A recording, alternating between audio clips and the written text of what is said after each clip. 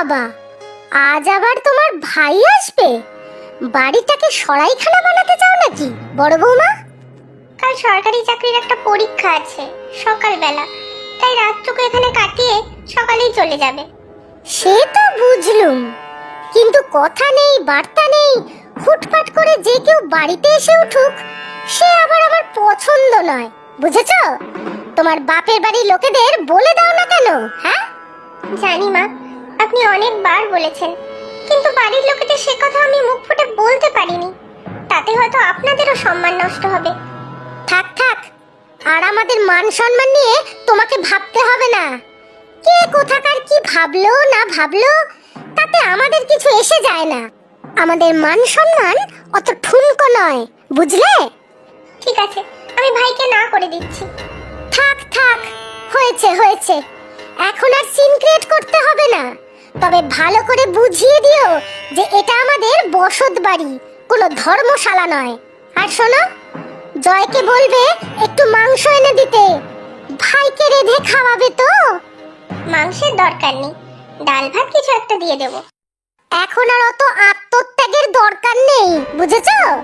আমাদের বাড়িতে অবাঞ্ছিত লোকজন কম আসে, তবে কেউ এলে মাংস ভাত না খাওয়ালে আমাদের সম্মানহানি হয়।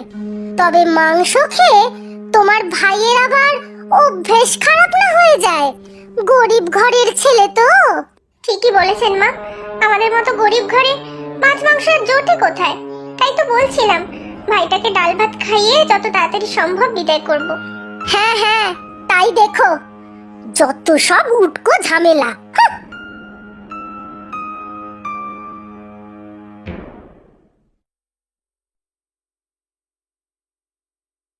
কি হয়েছে জগদম্বা?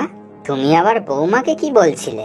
হ্যাঁ হ্যাঁ, তুমি তো সব সময় আমাকে ভাবো যে তোমার বৌমাকে আমি কিছু বলছি, আর নিত্যদিন নীলা যা করছে তা বুঝি তোমার চোখে পড়ে না? ও আবার কি করলো? সাক্ষাৎ লক্ষ্মী প্রতিমা আমার পুত্রবধূ। তার আবার বাপের বাড়ির লোক আসছে। আচ্ছা, তাই বুঝি? বৌমার বাবা মা আসছেন নাকি? না, তার ছোট ভাই মিলন, সে নাকি কোনো চাকরির পরীক্ষা দিতে আসবে শহরে। আর এদিকে আসা মানেই তো এই পান্থ বিলাসে থাকা। এদের জ্বালাতেই আমরা ফতুর হয়ে যাব দেখছি। ছি ছি, এ কি তোমার মুখের ভাষা? বৌমা আমাদের এত আপন, আর বৌমার বাড়ির আপনজনরা বুঝি পর? থামো তো তুমি, আজকালকার দিনে অত ভালো মানুষই দেখালে চলে না, বুঝেছো? সবাই পেয়ে বসে, রোজ রোজ অতিথি এলে খরচা কত বাড়ে তা বোঝো? এত বুঝে আমার দরকার নেই। খোকন জানে ওর ছোট শালা আসবে? সে আমি কি জানি, তবে আমার ছেলে তো, ওকেও আমি বুঝিয়ে দেব। বাড়িতে এসব বেশি চলবে না, প্রশ্রয় দিলেই বৌমা মাথায় উঠবে। ওদেরটা ওদেরই বুঝতে দাও না, মাঝখানে তুমি আবার নাক গলাচ্ছ কেন? নাক আছে তাই নাক গলাবো, আর নাক গলাবো তো বেশ করব। আমার নিজের ছেলের ভালো মন্দ আমি দেখব না? নিজের বাড়ি আমার নিজের হাতে করে চালানোর অধিকার নেই? সে কথা কি আমি বলেছি?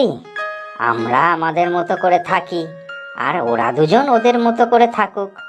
সবসময় নিজের ইচ্ছা অনিচ্ছা অন্যের উপর চাপানোর দরকার নেই। তুমি আর সংসারের কি বুঝবে? চাকরি করেছো, সংসারের টাকা দিয়েছো, এই পর্যন্তই, ব্যাস। বাকি সংসারের সব কে করেছে শুনি? হ্যাঁ, কেন বুড়ো বয়সে তোমার মাকে দেখিনি আমি? হ্যাঁ, সে তো দেখেছো, কোনো ব্যবস্থা ত্রুটি রাখেনি। মায়ের সাথে কথাবার্তা বেশি না বললেও তার দরকারের সবই করেছো তুমি। তা কথাবার্তা বলতাম কি করে শুনি? হ্যাঁ, আমি কিছু বলতে গেলেই তো তোমার মা হাড়ে রে বলে তেড়ে আসতেন। পান থেকে চুন খসলেই ব্যাস, আমার বাপের বাড়ির 14 গোষ্ঠী উদ্ধার করে ছাড়তেন। শুধু খোকনের মুখের দিকে তাকিয়ে আমি সব সহ্য করেছি, না হলে কবে তোমার মাকে দু কথা শুনিয়ে বাপের বাড়ি চলে যেতাম, বুঝেছো? সে যাওনি, ভালোই করেছো। না হলে এখন সংসারের একচ্ছত্র অধিপতি হতে পারতে। যে সয় সেই রয়, বুঝলে? তোমার তো শুধু মুখেই বুলি, মুখ না থাকলে কবে যে শিয়াল কুকুরে টেনে নিয়ে চলে যেত। তা ঠিকই বলেছ, মুখ না থাকলে পেট চালাতাম কি করে? সারা জীবন তো কথা বেচেই রোজগার করেছি। ও, তুমি ছাড়া আর যেন কেউ কোনোদিন ওকালতি করেনি নাকি? হ্যাঁ, আর তোমার ওসব যুক্তি, কথার মারপ্যাচ সব কোর্টেই দেখিও। সংসারের কোনো ন্যায় বিচার নিয়ে তোমার মাথা ব্যথা ছিল না কোনোদিনই। এ আবার কি কথা? তোমার সাথে আবার কবে কি অন্যায় হয়েছিল? কেন, আগে তো তোমার মা যা বলতো তাই এই সংসারের নিয়ম ছিল। আমার বাপের বাড়ির তো কেউ এই বাড়িতে আসার সাহসই পেত না। আমার মা তো কোনোদিন মানা করেনি তাদের আসতে। মুখে না বললে কি, ঠাড়ে ঠোড়ে তো সেটাই বোঝাতেন। ছেলের শ্বশুর বাড়ির লোকজন এ বাড়িতে ঘন ঘন আসবে কেন? ও, বুঝেছি। তাই বুঝি তুমি চাও না নীলার বাড়ির লোকজন আসুক আমাদের বাড়িতে? সে তুমি যা বোঝার বোঝো গিয়ে, সবই তোমার মায়ের থেকে শেখা, বুঝেছো?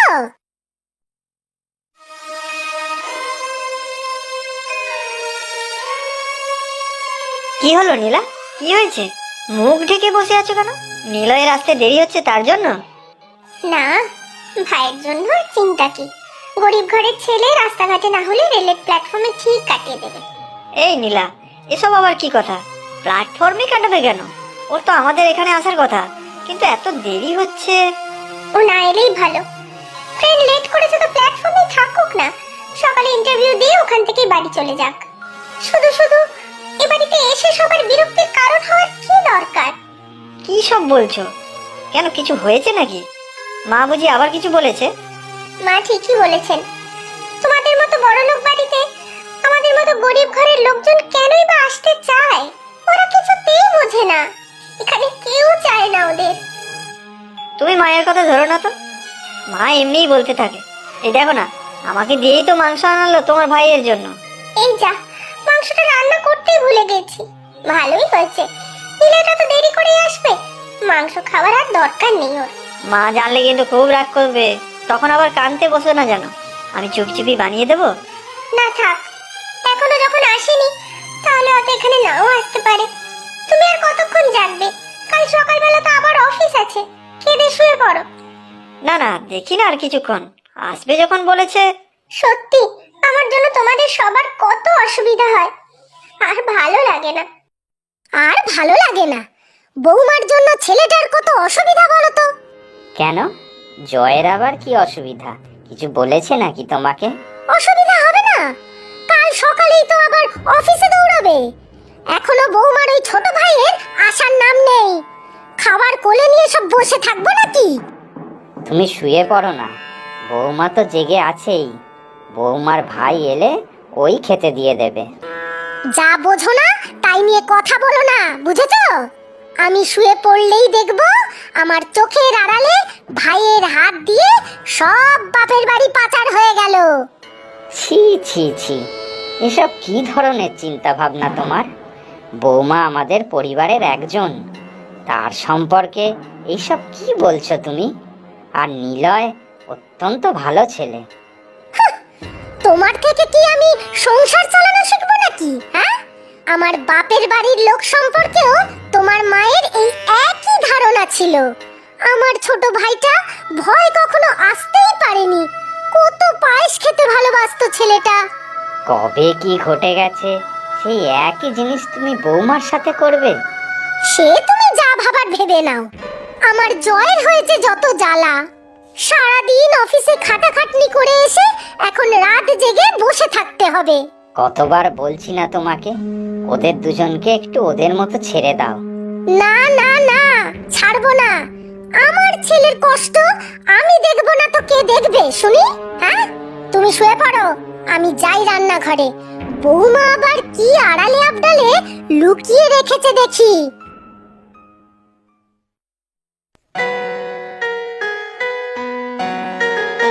তোমাকে কতবার বলছি, দাও আমি রান্নাটা করে দিই চুপি চুপি, মা জানতেও পারবে না। আমিও তোমাকে কতবার বলছি যে যাও শুয়ে পড়ো। আজ হয়তো আর নিলয় আসবে না, মাংসটা রান্না করে রাখছি, নাহলে মা আবার রাগ করবেন।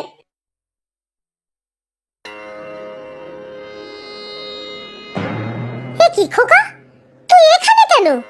তোর তো কাল সকালে আবার অফিস আছে। যদিও এসব কারো আর মনে আছে নাকি? আহ মা, এমন কিছু রাত হয়নি। তাছাড়া নিলয়ও তো এখন আসেনি। তা বৌমার ভাইয়ের জন্য কি সবাই সারা রাত জেগে বসে থাকবো নাকি? এটা গৃহস্থ বাড়ি, সরাইখানা নয়। আর বৌমা, তোমার হলো একটা মাংস রাঁধতে তো রাত কাবার করে দিলে। আদিক্ষেতা দেখে আর বাঁচি না গো। এই তো হয়ে গেছে মা, আমি সব গুছিয়ে রাখছি। তোমাকে কিছু গোছাতে হবে না। যাও যাও, কোথায় আবার কি সরিয়ে রাখবে কে জানে, তারপর আবার বাপের বাড়ি পাঠাবে। যাও যাও যাও এবার। তুমি মায়ের কথায় কিছু মনে করো না, মা তো একটু রাগী, জানোই তো। না না, আমি কিছু মনে করিনি, দোষ তো আমারই। আমার ভাইটাও হয়েছে তেমন, ফোনটাও ধরছে না, না হলে বলে দিতাম স্টেশনে রাতটা কাটিয়ে দিতে। কি বলছো কি নীলা? যা বলছি ঠিকই বলছি। আমি চাই না আমার জন্য কারো কোনো অসুবিধা হোক। ওই মনে হয় নিলয় এলো, আমি দেখছি। আরে এত দেরি হলো তোমার? এসো এসো। হ্যাঁ, ট্রেনটা এত লেট করলো। কাল সকালেই আবার ইন্টারভিউ দিতে ছুটতে হবে। দেরি যদি হয়েছিল, এতটা পথ আবার কষ্ট করে এলি কেন? স্টেশনেই তো থেকে যেতে পারতিস। হ্যাঁ মানে না, আসলে আমি কাল সকালেই চলে যাব। হ্যাঁ, ভোরে উঠেই চলে যাবি। এখন আমাকে খেয়ে উদ্ধার কর দেখি। আহ নীলা, কি হচ্ছে কি? চলো নীলা, খেয়ে নেবে চলো, অনেক রাত হলো। মা বাবা খুব তোর কথা বলে রে দিদি। একদিন ওনাদের নিয়ে এসো। না না ভাই, একদম না। মা বাবাকে এখানে আনার দরকার নেই। মেয়ের বড়লোক শ্বশুর বাড়িতে এলে শুধু অপমানই জুটবে। নীলা, কি হচ্ছে কি? দাও দেখি নীলাকে আর একটু ভাত আর মাংস দাও, নিজে হাতে রেঁধেছো তুমি। হ্যাঁ দিচ্ছি। ভালো করে খা ভাই, কতদিন মাংস খাস না বল? বাড়িতে তো আর মাংস খেতে পাবি না। তুই এরকম করে কথা বলছিস কেন দিদি? আমি এসেছি, তুই খুশি হসনি তাই না? এই যে নিলয়, কেমন আছো? ভালোই আছি। আপনি কেমন আছেন মাসিমা? তোমার দিদি যেমন রেখেছে তেমনই আছি। বৌমা, কতটা মাংস দিয়েছো ভাইকে? অল্পই দিয়েছি মা, এর বেশিও খেতে পারে না। সে কি কথা, এইটুকু ছেলে এত কম খাবে কি? আরো দাও। আর এই নাও, পায়েস খাও, আমি নিজে রেঁধেছি তোমার জন্য। খাও খাও। পায়েস? সত্যি? আমি যে পায়েস খেতে বড় ভালোবাসি। আহ ভাই, হ্যাংলামি করিস না। পায়েস কোনোদিন খাসনি নাকি? আমারও একটা ছোট ভাই ছিল। আমার বিয়ের পর ওকে খুব মনে পড়তো। খুব স্বাদ ছিল রান্না করে নিজে হাতে বসিয়ে ওকে পায়েস খাওয়াবো, কিন্তু সুযোগ হয়নি। ছোট মামার কথা বলছো মা? হ্যাঁ রে, অকালে চলে গেল ছেলেটা, আর কোনোদিন সেই সুযোগও পেলাম না। বৌমা আর নিলয়কে যখনই দেখি আমার ছোট ভাইটার কথা খুব মনে পড়ে। ভাই এসেছে বলে আপনি রাগ করেননি মা? না গো মা, আমার শাশুড়ি আমার সাথে যা করেছে তাই করতে ইচ্ছে করে তোমার সাথে, কিন্তু তাতে যে আমি মন থেকে খুশি হই তা না। কিন্তু কেমন যেন অভ্যেস হয়ে গিয়েছে। ভাবি এটাই হয়তো শাশুড়ির সুলভ ব্যবহার। না, আমি আর পারছি না শাশুড়ি হয়ে থাকতে, পারছি না। আমিও তো ভাবি, আমার মা তো কখনো এরকম ছিল না, নীলাকে দেখলেই কেন এরকম ব্যবহার করে। আমাকে আমাকে ক্ষমা করো মা। আর আর কখনো আমি তোমার সাথে আমার শাশুড়ির মতো ব্যবহার করব না, কখনো না। তা আমি জানি, আপনি তো এখন আর আমার শাশুড়ি না।